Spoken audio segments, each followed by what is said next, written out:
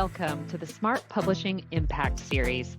I'm Renée Lautermilch, Chief Editor at Smart Publishing, and this is the podcast where we explore all things writing, publishing, and the impact of storytelling. In each episode, I'll share insights and strategies to help you navigate the book journey, whether you're writing, publishing, or already an author. Plus, you'll hear from inspiring authors who are using their book to change lives. And if you're passionate about storytelling and ready to make an impact, be sure to subscribe, rate, and review. Now let's get started.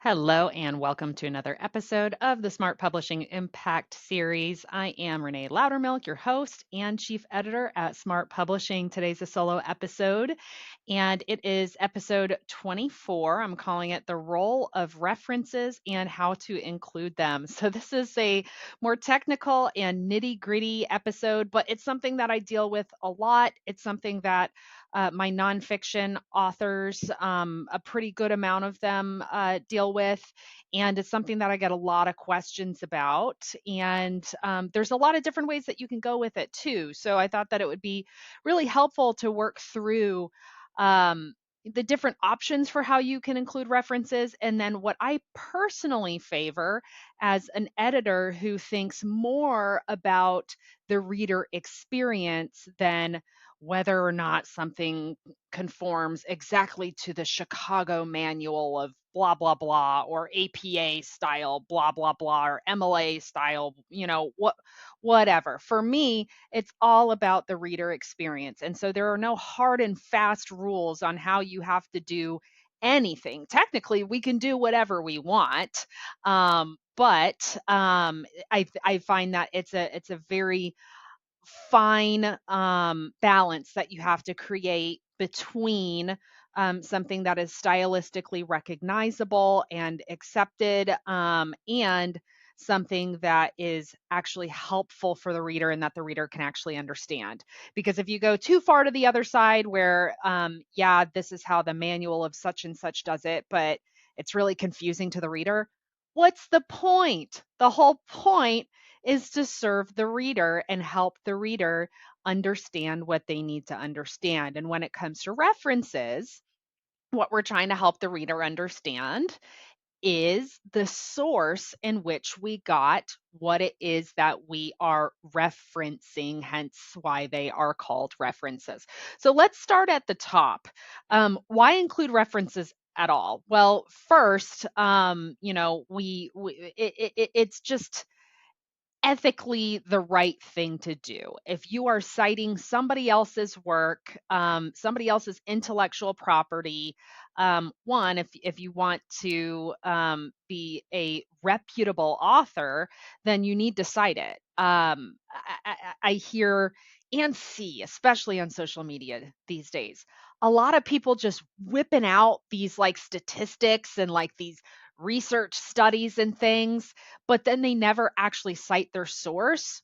And it looks like they're just BSing. There's so much misinformation out there these days, manufactured misinformation. People are sharing posts left and right that they never fact checked. And I'm sorry, if you do that and you're an adult, you look really gullible and you don't look very reputable. I'm gonna.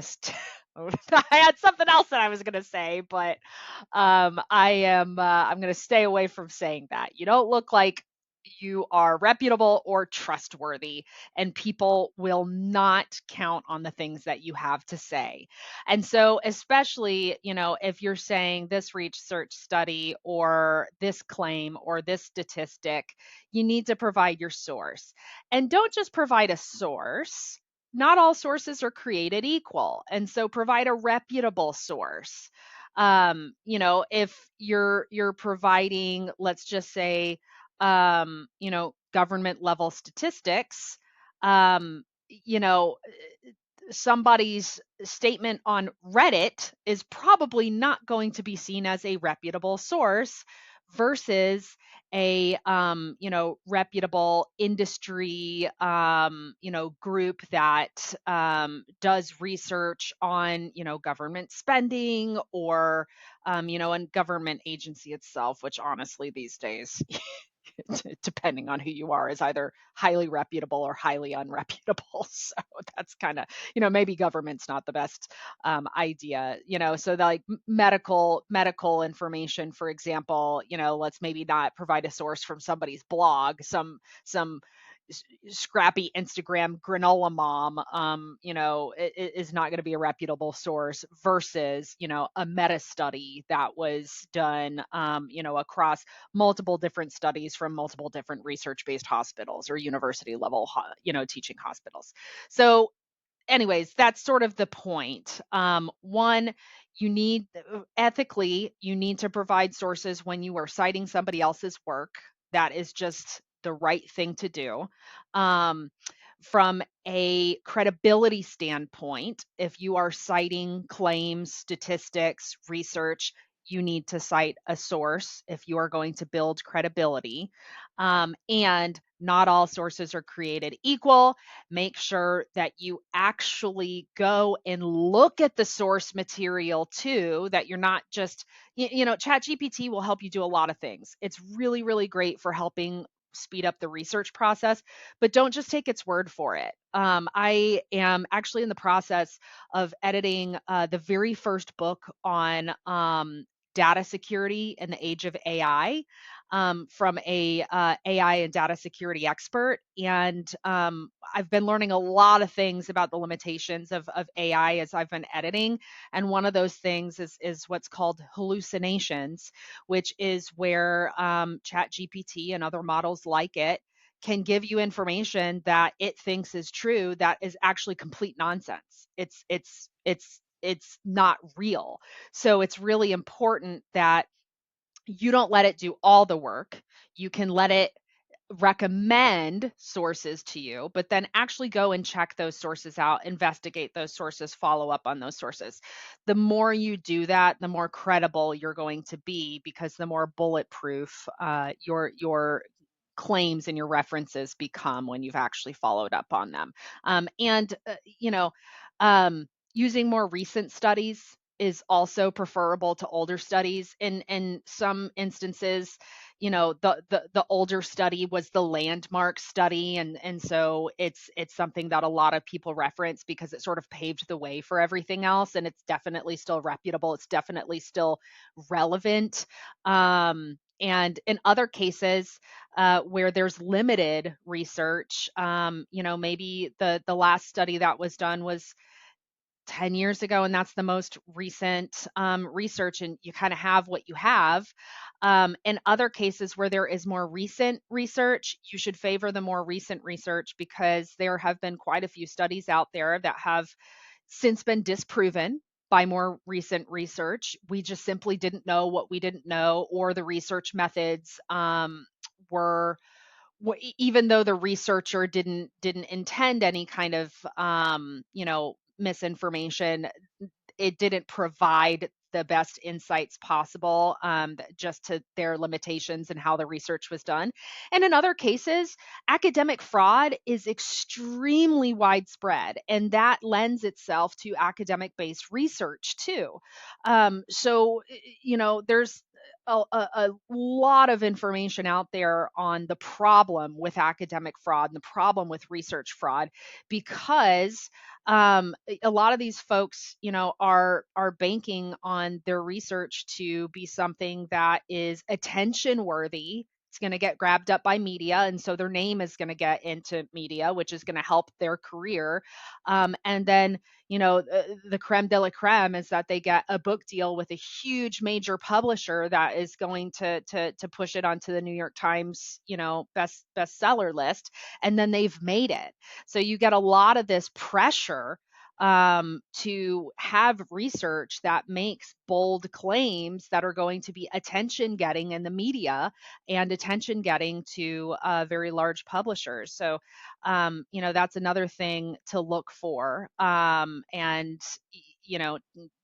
peer review is peer review. So, Honestly, like meta research is some of the best research, and that just means like somebody has done a review of all the different research under a specific category and sort of pulled the like key truths and insights from those. And so there's a lot more of a research firm ground that a meta study, for example, or would stand on.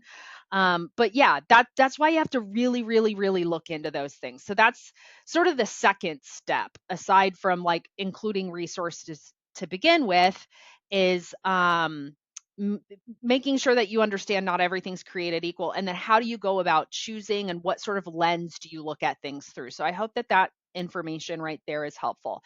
Third is, okay, now we've got all our stuff. How do we list it in the book? And you've probably seen this done in a lot of different ways. So if any of you guys have advanced degrees. I myself am actually a PhD dropout. But I've got 2 master's degrees as well, so I'm no stranger and I got through a fair amount of the PhD program, all the research classes, so I'm no stranger to how you do it in an academic sense. How you do it in an academic sense. So if I'm speaking to another, former academic or current academic, it is not the way that you want to do it in a book.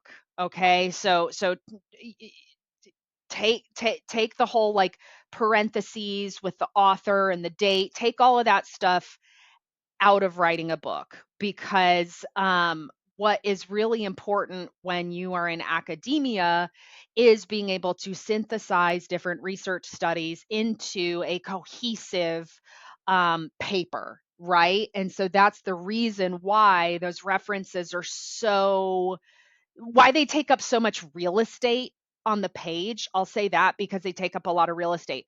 For the same reason, that's why you're not going to do it the same way in a book that is for the general public versus your professor or a committee that's looking at your work, because it takes up too much real estate, and for the reader it becomes distracting. So that's the first thing that I want to say, is that if you're looking at what APA style says, other styles like that, where you're putting the reference in parentheses, often with the date of when the publication that you're referring to came out, you're not going to do that in a book. And it's because it's distracting to the reader, especially if you have a book that's highly researched. Those little suckers are going to be left and right. And for me, the reader, it's disruptive to the flow of reading. And so that is why something that's called footnotes is really popular in books. And if you've ever seen this, most of you probably have. It's superscript, which just means, so there's subscript and superscript. Subscript is when you have a character that is made teeny tiny and it comes sort of like at the bottom next to regular size text. Superscript is what we're looking for. Superscript is where it's really teeny tiny and it comes up to the top of the outside of normal size text. So that is a footnote. So you'll see them where it's like 1, 2, 3, 4, however many references you have for that chapter. So that is a very, very common approach for books, because you can still see it. It makes a reference to which citation you're going to list later in the book, and we'll talk about placement in the book for those in just a second. And it's not big enough to get in the way of the reader's visual flow as they're reading your book. It's just enough for them to know, okay, this information has a corresponding source under the same number that is listed in the book where the citation, where the references essentially are listed. So that is my preferred way of doing it. And again, it is for that reason, because I am always thinking first about the reader experience. And so that is what is absolutely key for me. Now, when you're listing the actual references themselves, I don't care what style you do it in, as long as it includes the information that people need to find it. Okay. Now I'm kind of privy to APA 7. I think that it's laid out in a nice way. It has all the information. It's very clear to the reader. That's just personally what I'm privy to. But it needs to have enough information for the person to go and find what it is that you're talking about. So typically it's the author's name, it's the date of publication. Um, it is a hyperlink directly to the journal article or directly to the website. Typically, if it's a book, it will include all the information that you need to know in order to look up the book so that they can go and look at the book themselves. If you want to get really nitty gritty with the books, for example, or like long journal articles, page number in which the specific thing that you're talking about came from, because remember, it's not just about like fitting whatever style it is that you're doing. It's about helping the reader find what it is that you're referencing. And so that is the reader experience. If it's easiest for them, they're going to be like, wow, they did a really great job with references in this. They're not going to be like, oh, this doesn't exactly adhere to such and such style. And unless they're one of these academics who's just needs to get out of their own butts. Okay, sorry, I had to say it. Had to be said. So there are sort of three different ways that you can list your references. One way that is very popular when you're reading a book and then you kind of see that little line at the bottom of the page and then that teeny tiny little writing underneath the line. That's how some publishers and writers do it, is they will list it for every single page on the page. Another way that you may have seen it done is they will list it as chapter notes or references at the end of the chapter. And then another way that you may have seen it done is all the way at the end of the book. That's how a lot of different books do it. They're all the way at the end of the book. And I I I can go two of three of those ways. So that's three ways, right? I can go two or three of those ways. The way that I can't do is where they're listed at the bottom of each page. Um, from an editing standpoint, it's really tedious. Um, but also from a reader experience standpoint, I personally feel, and I've talked to other people and asked other people who feel this way as well, it's distracting from the reading flow, because if I'm reading through a chapter, right, my goal is to get through that chapter, and I'm very ADHD. So if I'm like halfway through that chapter and now I've got like some like, notes at the bottom of the page, now I'm like, "Oh, well, let me look at this and let me look at that." And then I go down that rabbit hole and get distracted and get completely taken out of the flow of reading that chapter. And then like when I go back and try to pick up where I left off, where did I leave off? Wait a minute, what were we talking about? And it takes me out of the flow. So ideally, I'm able to read a chapter from start to finish, because a chapter is a cohesive body of work that is meant for somebody to flow from start to finish through. It's one sort of, train of thought in that section of the book. And so I don't want to disrupt somebody by tempting them, because I could picture like my dad, my brother doing it too. They're both very ADD. To just all of a sudden start chasing this stuff down. Let's wait until we're done with the chapter. And so that comes to the second way of doing it, which is at the end of every chapter. I'm a fan of that. I'm a fan of that because now I've finished the chapter. Okay, now if you want to enhance the reading experience from this chapter, now you've got the references. Now that you're done with everything and you've taken in all of the cohesive information from that chapter, now you can go enhance your understanding with these references if you want to look into them. So it has a very nice experience to it. It has a very nice flow. There's no feeling of disruption to me. Another way you can do it too is references in the back of the book. And from an editor's standpoint, when do you do one versus the other? It's I will say, if you have very few references, it might look better to do it that way. That now, instead of like one reference every 3 or 4 chapters, which kind of looks inconsistent because every chapter doesn't end with references, and that may be confusing to the reader. You just collect them in the back. That's the way that I did it with the 1 Hour Author, because I don't have references for every single chapter, but I think there were a total of 2 or 3 chapters that I had references for, so I just included it that way, so it was just in one single page, very, very easy. And from chapter to chapter, it didn't look like something was missing or something was not consistent. Another way that you might do it too is if you have a heaping amount of references for every single chapter.